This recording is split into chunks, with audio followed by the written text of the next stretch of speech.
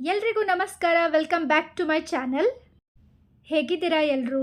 ನೀವೆಲ್ಲ ಚೆನ್ನಾಗಿದ್ದೀರಾ ಅನ್ನೋದು ನನ್ನ ಭಾವನೆ. ಇವತ್ತಿನ ವಿಡಿಯೋನಲ್ಲಿ ನಾನು ಸೂಪರ್ ಮಾಯಿಸ್ಟ್ ಹಾಗೂ ಸಾಫ್ಟ್ ಆಗಿರುವಂತಹ vanilla cup cakes with butter cream ರೆಸಿಪಿನ ತೊಗೊಂಡು ಬಂದಿದ್ದೀನಿ. ಯಾರೆಲ್ಲ ಹೋಮ್ ಬೇಕರ್ಸ್ ಇದ್ದೀರಾ ಅವ್ರಿಗೆ ಈ ವಿಡಿಯೋ ತುಂಬಾ ಯೂಸ್ ಆಗುತ್ತೆ ಅಂತ ಅಂದ್ಕೊಂಡಿದ್ದೀನಿ. ಹಾಗಿದ್ರೆ ಎಲ್ಲೂ ಸ್ಕಿಪ್ ಮಾಡದೆ ಎಂಡ್ವರೆಗೂ ಈ ವಿಡಿಯೋನ ನೋಡಿ. ಮೊದಲಿಗೆ ಒಂದು ಬೌಲ್ಗೆ 3/4 ಕಪ್ನಷ್ಟು ಫ್ರೆಶ್ ಮೊಸರನ್ನು ಹಾಕ್ಕೊಳ್ತೀನಿ. ಇದು ಹುಳಿ ಇರಬಾರ್ದು. ಇದ್ರ ಜೊತೆ ಅರ್ಧ ಕಪ್ನಷ್ಟು ಸಕ್ಕರೆನ ಹಾಕಿ ಚೆನ್ನಾಗಿ ಮಿಕ್ಸ್ ಮಾಡ್ತೀನಿ. ಸಕ್ಕರೆ ಎಲ್ಲ ಕರಗಿದ ಮೇಲೆ ಅರ್ಧ ಕಪ್ನಷ್ಟು ಆಯಿಲ್ನ ಹಾಕ್ಕೊಳ್ತೀನಿ. ಇದನ್ನು ಅಷ್ಟೇ ಮೊಸರು ಹಾಗೂ ಆಯಿಲ್ ನೀಟಾಗಿ ಬ್ಲೆಂಡ್ ಆಗೋ ಹಾಗೆ ಕ್ರೀಮಿ ಟೆಕ್ಸ್ಚರ್ ಬರೋ ತನಕ ಮಿಕ್ಸ್ ಮಾಡ್ಕೊಳ್ತೀನಿ. ಈ ಸ್ಟೆಪ್ ಅಂತೂ ತುಂಬಾ ಇಂಪಾರ್ಟೆಂಟ್. ಯಾಕೆ ಅಂದರೆ ನಾವು ನೀಟಾಗಿ ಮಿಕ್ಸ್ ಮಾಡಿಲ್ಲ ಅಂದರೆ ಕಪ್ ಕೇಕ್ಸ್ ಬೇಕಾದಮೇಲೆ ಸ್ಟಿಕ್ಕಿ ಲೇಯರ್ ಫಾರ್ಮ್ ಆಗುತ್ತೆ. ಅದಕ್ಕೋಸ್ಕರ ಚೆನ್ನಾಗಿ ಬ್ಲೆಂಡ್ ಆಗೋ ಹಾಗೆ ಮಿಕ್ಸ್ ಮಾಡ್ಕೋಬೇಕು. ಈಗ 1 ಟೀ ಸ್ಪೂನ್ನಷ್ಟು ವೆನಿಲಾ ಎಸೆನ್ಸ್ನ ಹಾಕ್ಕೊಂಡು ಮಿಕ್ಸ್ ಮಾಡ್ಕೊಳ್ತೀನಿ. ಈಗ ಇದ್ರ ಮೇಲೆ ಒಂದು ಜರಡಿನ ಇಟ್ಟು ಅದರಲ್ಲಿ 1 ಕಪ್ನಷ್ಟು ಮೈದಾ ಹಿಟ್ಟನ್ನು ಹಾಕ್ಕೊಳ್ತೀನಿ. ಅದರಿಂದ 1 ಟೇಬಲ್ ಸ್ಪೂನ್ನಷ್ಟು ಮೈದಾ ಹಿಟ್ಟನ್ನು ತೆಗೆದು ಅದಕ್ಕೆ 1 ಟೇಬಲ್ ಸ್ಪೂನ್ನಷ್ಟೇ ಕಾರ್ನ್ಫ್ಲೋರ್ನ ಹಾಕ್ಕೊಳ್ತೀನಿ. ಹಾಗೆ 1 ಟೀ ಸ್ಪೂನ್ನಷ್ಟು ಬೇಕಿಂಗ್ ಪೌಡರ್ನ ಹಾಕ್ಕೊಳ್ತೀನಿ. 1/2 ಟೀ ಸ್ಪೂನ್ನಷ್ಟು ಬೇಕಿಂಗ್ ಸೋಡಾನ ಹಾಕ್ಕೊಳ್ತೀನಿ. 1/4 ಟೀ ಸ್ಪೂನ್ನಷ್ಟು ಉಪ್ಪನ್ನು ಹಾಕ್ಕೊಳ್ತೀನಿ. ಇದರಿಂದ ಟೇಸ್ಟ್ ಎನ್ಹ್ಯಾನ್ಸ್ ಆಗುತ್ತೆ. ಈಗ ಇದನ್ನು ಜರಡಿ ಹಿಡ್ಕೊಳ್ತೀನಿ. ಇದರಿಂದ ಒಂದೊಂದು ಕಣಕ್ಕೂ ಏರ್ ಫಿಲ್ ಆಗಿ ಸ್ಪಾಂಜು ಸಾಫ್ಟ್ ಹಾಗೂ ಸ್ಪಾಂಜಿಯಾಗಿ ಆಗುತ್ತೆ. ಈಗ ವಿಸ್ಕರ್ನಿಂದ 1-2 ಸಲ ಮಾತ್ರ ಮಿಕ್ಸ್ ಮಾಡಿಕೊಂಡು ಸ್ಪ್ಯಾಚುಲಾದಿಂದ ಈ ಥರ ಕಟ್ ಆ್ಯಂಡ್ ಫೋಲ್ಡ್ ಮೆಥಡ್ನಲ್ಲಿ ಬ್ಯಾಟರ್ನ ಮಿಕ್ಸ್ ಮಾಡ್ಕೊಳ್ತೀನಿ. ವಿಸ್ಕರ್ನ ತುಂಬ ಹೊತ್ತು ಯೂಸ್ ಮಾಡೋದ್ರಿಂದ ಬ್ಯಾಟರ್ ಓವರ್ ಮಿಕ್ಸ್ ಆಗುತ್ತೆ.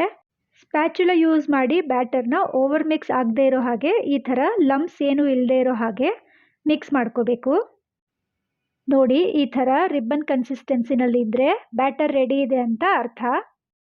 ಈಗ ಮಫಿನ್ ಟ್ರೇನಲ್ಲಿ ಕಪ್ ಕೇಕ್ ಲೈನರ್ಸ್ನ ಹಾಕಿ ಬ್ಯಾಟರ್ನ ಹಾಕ್ಕೊಳ್ತೀನಿ.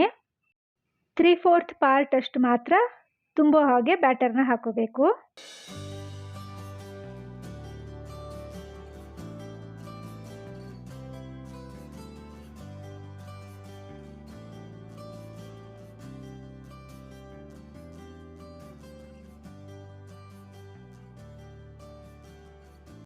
ಓವನ್ನ ನಾನು 160 ಡಿಗ್ರಿಗೆ 10 ನಿಮಿಷ ಪ್ರೀಹೀಟ್ ಆಗೋದಕ್ಕೆ ಇಟ್ಟಿದ್ದೆ. ಇದನ್ನು 160 ಡಿಗ್ರಿನಲ್ಲಿ 20 ಮಿನಿಟ್ಸ್ ನಾನು ಬೇಕ್ ಆಗೋದಕ್ಕೆ ಇಡ್ತೀನಿ. ಉಳಿದಿರೋ ಬ್ಯಾಟರ್ನ ನಾನು ಪೇಪರ್ ಮೋಲ್ಡ್ಸ್ನಲ್ಲಿ ಹಾಕಿ ಈ ಥರ ರ್ಯಾಕ್ ಮೇಲೆ ಬೇಕ್ ಆಗೋದಕ್ಕೆ ಇಟ್ಟಿದ್ದೀನಿ. ಈಗ ನನ್ನ ಹತ್ರ ಇರುವಂತಹ ಕೆಲವು ಕಪ್ ಕೇಕ್ ಲೈನರ್ಸ್ ಯಾವ ಥರದ್ದು ಅಂತ ತೋರಿಸ್ತೀನಿ. ಇದು 12 ನಂಬರ್ ಸೈಜಿನ ಪೇಪರ್ ಲೈನರ್. ಇದರಲ್ಲಿ ದೊಡ್ಡ ಸೈಜಿನ ಕಪ್ ಕೇಕ್ಸ್ ಆಗುತ್ತೆ. ಹಾಗೂ ಇದು ಬಂದು 8 ನಂಬರ್ ಸೈಜಿನ ಪೇಪರ್ ಲೈನರ್. ಇದರಲ್ಲಿ 1000 ಪೀಸಸ್ ಇರುತ್ತೆ. ಕೇಕ್ ಆರ್ಡರ್ ಜೊತೆ ಟೇಬಲ್ ಸೆಟಪ್ ಆರ್ಡರ್ ಇದ್ದಾಗ ನಾನು ಈ ಕಪ್ ಕೇಕ್ ಲೈನರ್ಸ್ನ ಯೂಸ್ ಮಾಡ್ತೀನಿ. ಇದು ನೋಡೋಕ್ಕೆ ತುಂಬ ಚೆನ್ನಾಗಿ ಕಾಣುತ್ತೆ. ಇದು ಟೀ ಕುಡಿಯೋ ಪೇಪರ್ ಕಪ್. ಇದನ್ನು ಆರ್ಡರ್ ಕೇಕ್ಸ್ಗೆ ನಾನು ಯೂಸ್ ಮಾಡೋದಿಲ್ಲ. ಮನೆಯವ್ರಿಗೆ ಕಪ್ ಕೇಕ್ಸ್ ಮಾಡುವಾಗ ಅಥವಾ ಬಜೆಟ್ ಕೇಕ್ಸ್ ಇದ್ದಾಗ ಯೂಸ್ ಮಾಡ್ತೀನಿ. ಹಾಗೂ ಇದು ಬಂದು ಡಿಸೈನರ್ ಕಪ್ ಕೇಕ್ ಮೋಲ್ಡ್. ಒಂದೊಂದು ಏರಿಯಾನಲ್ಲಿ ಒಂದೊಂದು ರೇಟ್ ಇರುತ್ತೆ. ಅದಕ್ಕೋಸ್ಕರ ನಾನಿಲ್ಲಿ ರೇಟ್ ಹೇಳ್ತಾ ಇಲ್ಲ. ಇದರಲ್ಲಿ ಕೆಲವನ್ನು ನಾನು ಮನೆ ಹತ್ರನೇ ಇರೋ ಲೋಕಲ್ ಶಾಪ್ನಲ್ಲಿ ಪರ್ಚೇಸ್ ಮಾಡಿದ್ದೀನಿ. ಹಾಗೂ ಕೆಲವನ್ನು ನಾನು ಅಮೆಝಾನಿಂದ ಪರ್ಚೇಸ್ ಮಾಡಿದ್ದೀನಿ. ಅದರ ಲಿಂಕ್ನ ಡಿಸ್ಕ್ರಿಪ್ಷನಲ್ಲಿ ಕೊಟ್ಟಿರ್ತೀನಿ, ನೋಡಿ. ಈ ಥರ ಒಂದೇ ಸತಿ ಪರ್ಚೇಸ್ ಮಾಡೋದ್ರಿಂದ ಕಸ್ಟಮರ್ ರಿಕ್ವೈರ್ಮೆಂಟ್ಸ್ ನೋಡಿ ನಾವು ಯೂಸ್ ಮಾಡ್ಬೋದು. ಈಗ ಮಫಿನ್ಸ್ ಬೇಕಾಗಿದೆ. ಇದನ್ನು ಕೂಲ್ ಆಗೋದಕ್ಕೆ ಕೂಲಿಂಗ್ ರ್ಯಾಕ್ ಮೇಲೆ ಇಡ್ತೀನಿ. ಟೀ ಕಪ್ಸ್ನಲ್ಲಿ ಬೇಕ್ ಮಾಡಿರೋ ಮಫಿನ್ಸ್ ಸ್ವಲ್ಪ ಕಲರ್ ಬಂದಿದೆ. ಯಾಕಂದರೆ ಅದು ಓವನ್ನಲ್ಲಿ ಹೀಟಿಂಗ್ ರಾಡ್ಸ್ಗೆ ಹತ್ತಿರ ಇರೋದ್ರಿಂದ ಸ್ವಲ್ಪ ಕಲರ್ ಚೇಂಜ್ ಆಗಿದೆ. ಆದರೆ ಟೇಸ್ಟ್ ಏನು ಚೇಂಜ್ ಆಗಿರಲಿಲ್ಲ. ಕೂಲಿಂಗ್ ರ್ಯಾಕ್ ಮೇಲೆ ಸ್ಪಾಂಜ್ ಇರಲಿ ಅಥವಾ ಕಪ್ ಕೇಕ್ಸ್ ಇರಲಿ ಕೂಲ್ ಆಗೋದಕ್ಕೆ ಯೂಸ್ ಮಾಡಬೇಕು.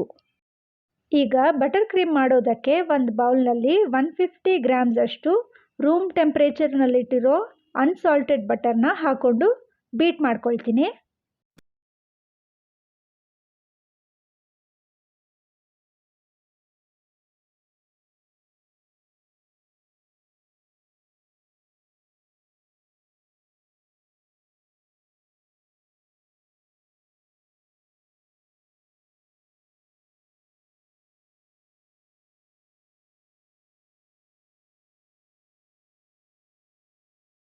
ಈಗ ಬಟರ್ನ ವಾಲ್ಯೂಮ್ ಸ್ವಲ್ಪ ಜಾಸ್ತಿ ಆಗಿದೆ, ಹಾಗೆ ಕಲರ್ ಕೂಡ ಚೇಂಜ್ ಆಗಿದೆ. ಈ ಸ್ಟೇಜ್ನಲ್ಲಿ 80 ಗ್ರಾಮ್ಸ್ ಅಷ್ಟು ಚಿಲ್ಡ್ ಆಗಿರುವಂತಹ ಕಂಡೆನ್ಸ್ಡ್ ಮಿಲ್ಕ್ನ ಹಾಕಿ ಮತ್ತೆ ಬೀಟ್ ಮಾಡ್ಕೊಳ್ತೀನಿ.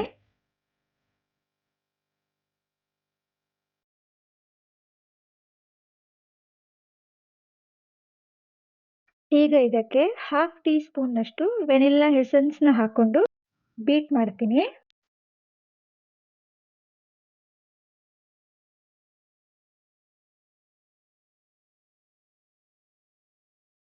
ಈಗ ಒಂದು ಟೂತ್ ಪಿಕ್ನಲ್ಲಿ 2ರಿಂದ 3 ಡ್ರಾಪ್ಸ್ನಷ್ಟು ರೆಡ್ ಜೆಲ್ ಕಲರ್ನ ಹಾಕಿ ಮಿಕ್ಸ್ ಮಾಡ್ತೀನಿ.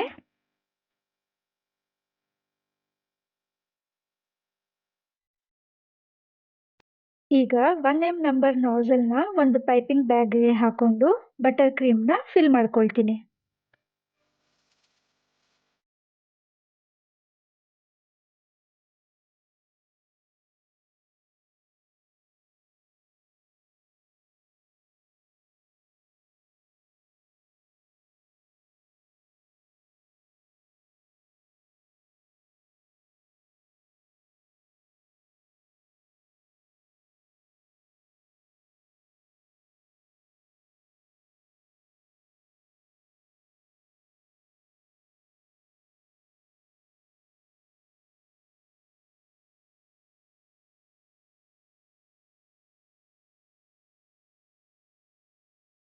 ಈಗ ಮಫಿನ್ಸ್ ಕೂಡ ಕೂಲ್ ಆಗಿದೆ. ಇದ್ರ ಮೇಲೆ ಈಗ ನಾನು ರೋಸೆಟ್ನ ಮಾಡ್ಕೊಳ್ತಿದ್ದೀನಿ. ಇದ್ರ ಮೇಲೆ ಕ್ರೀಮ್ ಹಾಕದೇ ಇದ್ರೆ ಇದನ್ನ ಮಫಿನ್ಸ್ ಅಂತ ಹೇಳ್ತಾರೆ. ಹಾಗೆ ಕ್ರೀಮಿಂದ ಡೆಕೋರೇಟ್ ಮಾಡಿದ್ರೆ ಇದನ್ನ ಕಪ್ ಕೇಕ್ಸ್ ಅಂತ ಹೇಳ್ತಾರೆ.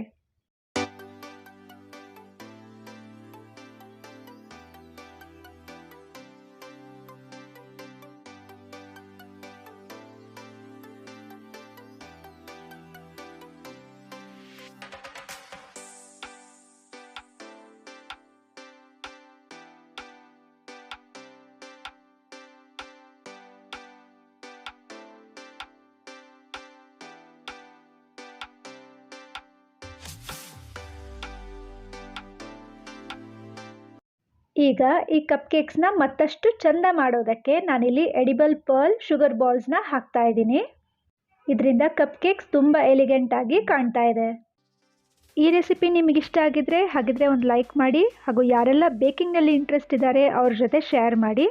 ಯಾರೆಲ್ಲ ನನ್ನ ಚಾನಲ್ನ ಸಬ್ಸ್ಕ್ರೈಬ್ ಆಗದೆ ನೋಡ್ತಾ ಇದ್ದೀರಾ ಅವರೆಲ್ಲ ದಯವಿಟ್ಟು ಸಬ್ಸ್ಕ್ರೈಬ್ ಮಾಡ್ಕೊಳ್ಳಿ. ಪಕ್ಕದಲ್ಲೇ ಕಾಣ್ತಿರುವಂತಹ ಬೆಲ್ ಐಕಾನ್ನ ಕ್ಲಿಕ್ ಮಾಡಿ ಆಲ್ ಅಂತ ನೋಟಿಫಿಕೇಷನ್ನ ಸೆಟ್ ಮಾಡ್ಕೊಳ್ಳಿ. ಆಗ ನಾನು ಯಾವುದೇ ವಿಡಿಯೋ ಪೋಸ್ಟ್ ಮಾಡಿದ್ರು ನೀವು ನನ್ನ ವಿಡಿಯೋಸ್ನ ನೋಡ್ಬೋದು. ಯಾರೆಲ್ಲ ನನ್ನ ಚಾನಲ್ಗೆ ಹೊಸದಾಗಿ ಸಬ್ಸ್ಕ್ರೈಬ್ ಆಗಿದ್ದೀರಾ ಅವ್ರಿಗೆಲ್ಲ ತುಂಬ ಥ್ಯಾಂಕ್ಸ್. ಇದೇ ಥರ ನನ್ನ ಚಾನಲ್ನ ಸಪೋರ್ಟ್ ಮಾಡ್ತಾ ಇರಿ. ಫ್ರೆಂಡ್ಸ್, ಟೇಸ್ಟ್ ಅಂತೂ ತುಂಬ ಚೆನ್ನಾಗಿ ಬಂದಿತ್ತು. ತುಂಬ ಸ್ವೀಟು ಆಗಿರಲಿಲ್ಲ, ಹಾಗೆ ತುಂಬ ಸಪ್ಪೆನೂ ಇರಲಿಲ್ಲ. ಸ್ವೀಟ್ ಅಂತೂ ಮೈಲ್ಡಾಗಿ ಚೆನ್ನಾಗಿತ್ತು. ಇದೇ ಥರ ಮತ್ತೊಂದು ಹೊಸ ರೆಸಿಪಿಯೊಂದಿಗೆ ನಾನು ನಿಮಗೆ ಮತ್ತೆ ಸಿಗ್ತೀನಿ. ಹಾಗಿದ್ರೆ ಈಗ ಹೋಗಿ ಬರಲಾ ಫ್ರೆಂಡ್ಸ್. Thanks for watching.